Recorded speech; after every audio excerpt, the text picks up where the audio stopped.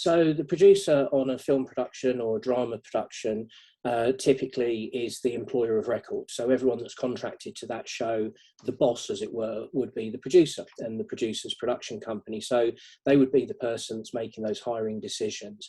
And with that comes the duty of care over the health and safety of those people that are under contract to you. And I always feel that that duty of care is multifaceted. There's the legal requirements, making sure you pay the taxes, making sure that you pay the pension contributions. But there's also the ethical elements to this, and that is that everyone should be able to turn up for work, it be a kind environment, a caring environment, and that they get to go home at the end of the day. And I think, the producer is where the buck stops, although there are a number of other people that are in the production at varying levels of seniority and responsibility. Ultimately, the producer would be the last person that something like this would lead back to.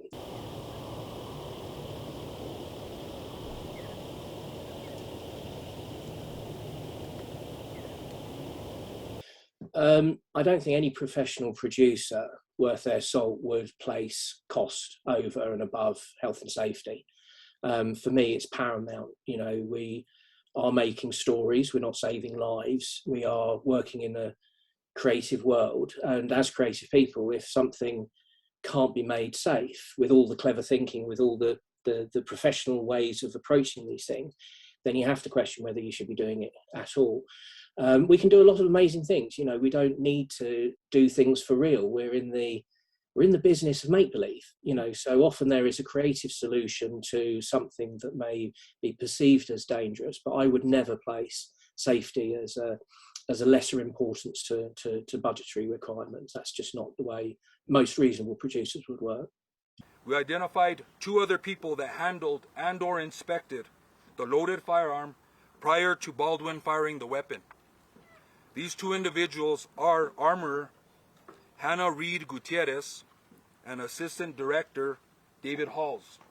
I've not been on a set where anyone else has been permitted to touch weaponry. I've always employed an armourer. The armourer is the last person that touches it before it's handed to cast. Typically, the armourer would show that the weapon is clear to use.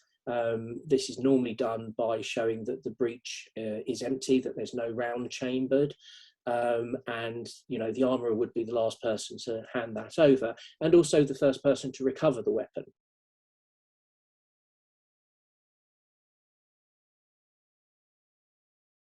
Because obviously what you're trying to do is keep a really clean chain of who has had ownership and oversight over that weapon arriving into the set, going hot or cold. So the Americans use this phrase, hot or cold. Hot means that there is some form of charge loaded. Cold means that it's either a dummy or there's nothing chambered, there's nothing in the gun. And it would be the armourer that would be the only person that touches that. So I've been quite surprised that it's been suggested that there have been other people handling that weapon prior to it being used. I mean, the other big surprise is the suggestion that live ammunition was on the set. I've never come across live ammunition being present on a British film set. We have no need to. Yes, there might be blank charges, and they can be equally very dangerous to handle and have to be treated with respect. But the only time I've come across live ammunition is when we've maybe gone to do something where we've been doing a documentary with the army or one of the police units or something like that. And there is a lot of care taken around any activity that includes weapons.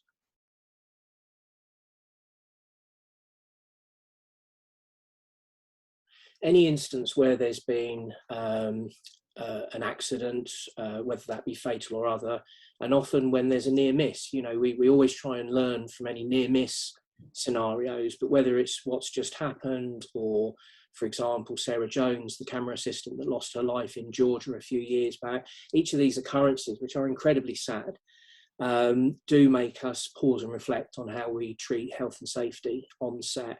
Will it bring about legislative change? I'm unsure. But what it does is it sharpens everyone's focus again on just how important good health and safety is.